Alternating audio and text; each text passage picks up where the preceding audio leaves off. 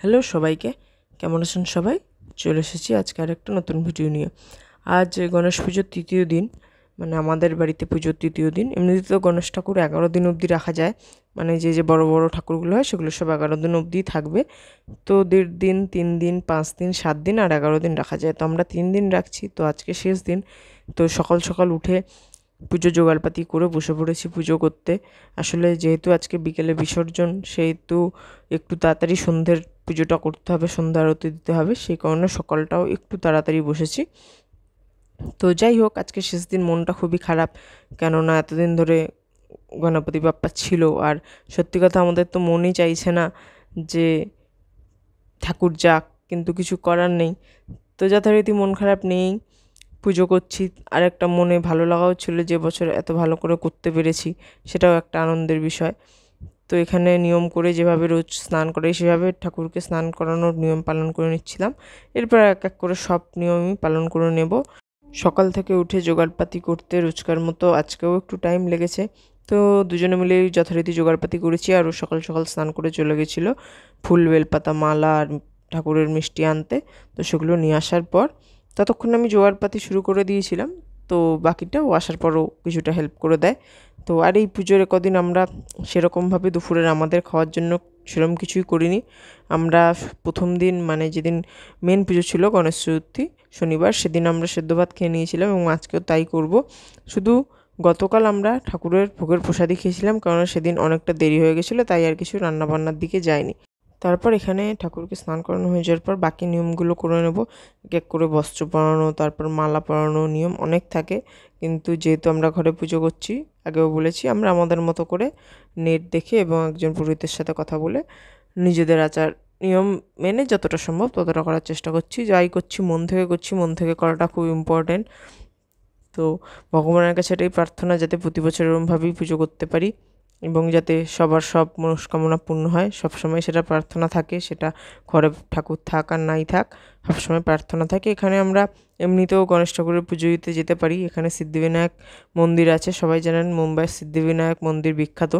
তো সেখানে আমরা যাই, মাঝে মধ্যেই যাই, কিন্তু ওখানে ভিডিও করার পারমিশন নেই, একদম নেই ভেতরে ভিডিও করার, প্রচুর স্ট্রিক্ট। সেই কারণে আমরা আজ পর্যন্ত কোনো দিন ভিডিও করিনি, কেননা রিস্ক নিয়ে করতে গেলে যদি ওরা দেখতে পায় বা ধরে, তখন একটা বাজে সিন ক্রিয়েট হবে, ওরকম একটা জায়গা, মান সম্মানের ব্যাপার।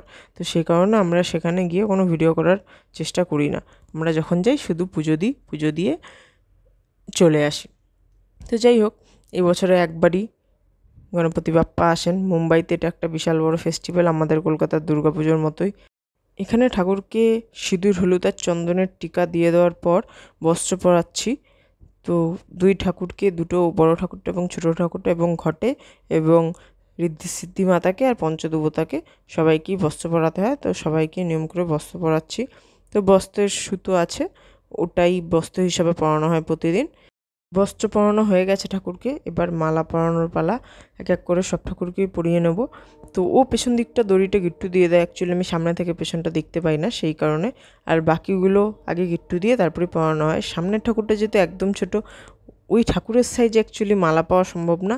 তো রীতিমতো চেষ্টা করি যতটা ছোটো মালা পাওয়া যায় যাতে ঠাকুরটা দেখা যায়, কেননা পুজো করতে গিয়ে যদি পুরো ঠাকুরটাই ঢেকে যায় তাহলে ভালো লাগে না, ঠাকুরকে তো দেখা যেতে হবে। তো সে কারণে সব থেকে যেটা ছোটো মালা সেটাই নিয়ে আসা হয়, তবুও ওই ঠাকুরের জন্য ওটা অনেক বড়। তো যাই হোক, যেহেতু ওটা ঘরে আছে ওই ঠাকুরের মূর্তিটা, এবং আগেরবার ওটাই পুজো করেছিলাম, তো সেহেতু ওই মূর্তিটা পুজো করতেই হবে। তো সেই কারণেই করা। আর এই দেখতে পাচ্ছেন এখানেও পরিয়ে নিচ্ছি। তো একটু সাবধানে একটু বুঝে পড়াতে হয়, নইলে পড়ে যায়। আগের দুদিনও তাই হয়েছে, তো সেই জন্য একটু সাবধানে দেখে পড়াতে হয়।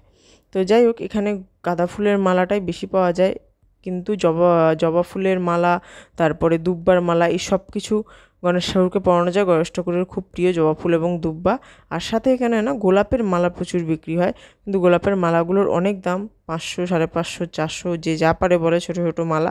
তো সেই জন্য আমরা অত টাকা দিয়ে গোলাপের মালা কিনিনি। আর সত্যি কথা বলতে ফুলগুলো খুব ফ্রেশ ছিল না যে দেখে একটা ভালো লাগবে, সেই কারণে আমরা আরও যাইনি, যে গাঁদা ফুলের মালাই কিনেছি। আর এটাও দেখতেও খুব সুন্দর, দেখতে ভালো লাগছে। আপনাদের কেমন লাগছে জানাবেন, আর কমেন্টে জানাবেন অবশ্যই আমাদের প্রতিদিনের পুজো আপনাদের কেমন লাগছে। যতটা পারছি আপনাদের সাথে শেয়ার করার চেষ্টা করছি।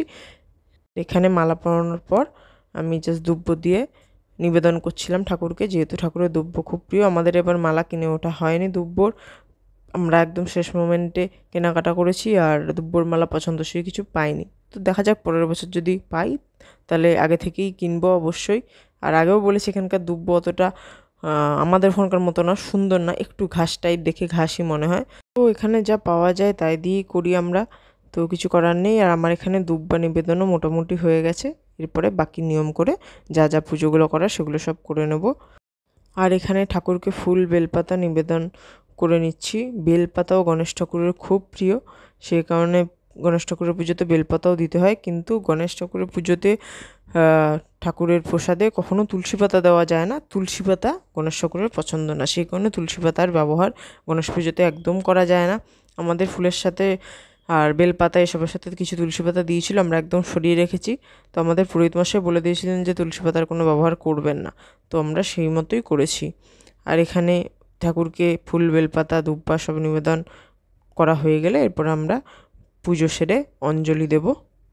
যেহেতু নিজেরা নেট দেখে করছি বা লিখে নিয়ে করছি, সেই কারণে একটু আমাদের টাইম টেকিং হয়ে যাচ্ছিলো বিষয়টা।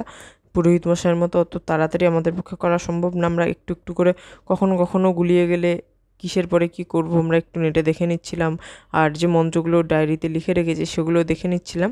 তো সেভাবে দেখে দেখে আমরা নিয়ম মেনে সেগুলো করার চেষ্টা করছিলাম, ওই জন্য একটু আমাদের জন্য সেটা টাইম টেকিং হয়ে গেছিলো। এখানে আমাদের পুজো মোটামুটি কমপ্লিট হয়ে গেছে, এবার আমরা অঞ্জলি দেব। তো অঞ্জলি দেওয়ার পর বাকি এরপরে প্রণাম মন্ত্র হবে, তারপরে আরতি হবে। তো আর বেশি কিছু বাকি নেই। তো তবু আমরা আস্তে আস্তে হাতে টাইম নিয়ে করি, কোনো তাড়াহুড়ো করি না। ঠাকুরের পুজোর কাজে তাড়াহুড়ো না করাই ভালো, সাবধানে দেখে শুনে করা। তো এই অঞ্জলির প্রস্তুতি নিচ্ছি। তো অঞ্জলি দুজনেই দিই। সকাল থেকে আমরা না খেয়েই পুজোর জোগাড়পাতি সব করি, যেহেতু ঘরে করি আর কেউ হেল্প করার নেই, সেহেতু আমরা দুজনেই না খেয়ে করি। এমনিতে আমার না খেয়ে থাকা, কারণ আমি জেনারেলি বাড়িতে কোনো দিনই না খেয়ে থাকিনি, বা বাড়িতে গেলে এখনও কোনো পুজো আচ্ছা হলে আমার শাশুড়িমাই করেন, তো সেখানেও না খেয়ে থাকার প্রয়োজন হয় না, কারণ আমার একটু অসুবিধা হয়। কিন্তু সত্যি কথা বলতে এবার বাড়িতে যখন করলাম 3 দিন ধরে প্রতিদিনই না খেয়ে সকালবেলা, কিন্তু কোনো অসুবিধা হয়নি। যাই হোক, সবটাই ঠাকুরের কৃপা, সেই কারণে কোনো অসুবিধা হয়নি।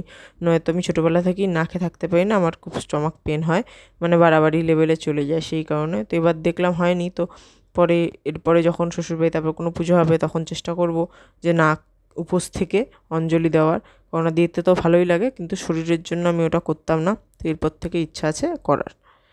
আর এই অঞ্জলি মন্ত্রটা প্রতিদিন এতবার পাঠ করেছি আর ঠাকুরকে অঞ্জলি দিয়েছি যে পুরোপুরি মুখস্থই হয়ে গেছে অঞ্জলি মন্ত্রটা। অনেক মন্ত্রই অ্যাকচুয়ালি মুখস্থ হয়ে গেছে, তো এখন আর লেখা দেখতে লাগে না, এমনিই মন্ত্র পড়ে নিতে পারি। প্রণাম মন্ত্রটাও মুখস্থ হয়ে গেছে। তো এখানে আমাদের অঞ্জলি দেওয়া হয়ে গেছে আর প্রণাম মন্ত্র হয়ে গেছে। তো জবার ফুলগুলো ঠাকুরের পায়ে নিবেদন করে দেবো, ওগুলো আগে করা হয়নি। ওই যে বললাম আমরা প্রফেশনাল নই, তাই কখনো একটু আগে পিছিয়ে ভুলচুক হয়ে যায়। তো তার জন্য ভগবানের কাছেও ক্ষমা চেয়ে নিই, যে আশা করি ভগবান ক্ষমা করে দেবেন, কারণ আমরা যেহেতু প্রফেশনাল নই সেহেতু এইভাবে নিয়ম মেনে হয় না। তো এইখানে জবা ফুলও ঠাকুরকে নিবেদন করে নিচ্ছি।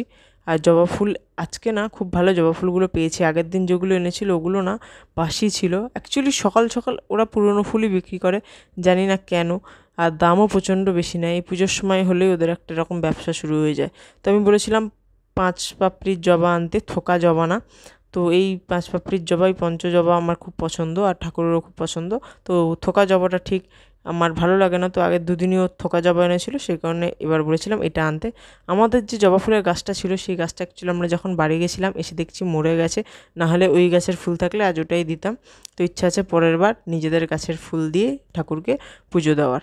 তো এখানে আমরা আরতি করতে চলে এসেছি পুজো শেষে। তো ও প্রথমে আরতি করে নিচ্ছে, এটা আরতির থালা। আরতির থালাতে আমরা ঘিয়ের প্রদীপ দিয়ে প্রতিদিন আরতি করেছি। তো এখান থেকে আমরা এখানকার মতো লোকাল ঘি কিনে সেই ঘিয়ের প্রদীপ জ্বালিয়ে আরতি করেছি। এখানে আমিও আরতি করে নিচ্ছি আরতির থালা নিয়ে। আরতি যেহেতু দাঁড়িয়ে করতে হয় সেহেতু আমরা উঠে দাঁড়িয়েই করছি। ঠাকুরটা যেহেতু আমাদের নিচে সেহেতু একটু নিচু হয়ে করি, যাতে ঠাকুরের সামনে হয়, একদম উপরে না হয়ে যায়। আর এখানে এই ঠাকুরের থালা দিয়ে মানে ঘিয়ের প্রদীপ দিয়ে আরতি করতে করতে ওদিকে ও কর্পূরের ওটা রেডি করে নেয়, এরপরে কর্পূর দিয়ে আরতি করছে ও, এরপরে আমি করব। এবং ঠাকুরকে এরপরে আবার বাতাসও করতে হয়, যেটা আমরা পালক দিয়ে করি। এখানে আমরা পালকের পাখা ওইভাবে দেখিনি, পাওয়া যায় না যে একদম তা না, কিন্তু অতটা আমাদের পছন্দ হয়নি। আমাদের ওখান থেকে ইচ্ছা আছে এর পরের বার গেলে একটা পালকের, ময়ূরের পালকের যে পাখা হয় যেগুলো দিয়ে ঠাকুরকে হাওয়া করা যায় সেগুলো একটা কিনে নিয়ে আসার ইচ্ছা আছে। কেন পুজোর জন্য, যেহেতু প্রথমবার বাড়িতে পুজো করলাম, এরপরেও ইচ্ছা আছে কোনো পুজো হলে করার, কারণ আমার শ্বশুর বাড়িতে অনেক রকমের পুজো হয় আর সেটা ট্র্যাডিশনটা আমাদেরকেই ধরে রাখতে হবে সেই কারণে। তো সেই কারণে যতটা সম্ভব ঠাকুরের পুজোর জিনিস রাখা যায় ঘরে ততটা ভালো, কারণ ইন ফিউচার আমাদের সব পুজোই বাড়িতে করতে হবে। আমরা যেখানেই থাকি, কলকাতায় বা মুম্বাইতে, আশা করছি মুম্বাইতেই থাকবো, তো সেই হিসাবে সব কিছু আমাদেরকে করতে হবে। আর এখানে আমরা একটু আরতি করে নিচ্ছিলাম, তো আমি ব্যাকগ্রাউন্ডটা দিতে পারিনি কারণ সেখানে গান চলছিল বলে। তো এই আমাদের আজকের পুজো ছিল। তো বন্ধুরা, এই দেখুন আমাদের পুজো হয়ে গেছে, আর এই যে ঠাকুর, আর ঠাকুর দর্শন করুন এবং ভোগ দর্শন করুন। আজকের মতো ভিডিও এখানেই শেষ করছি। দেখা হবে আবার পরের ভিডিওতে।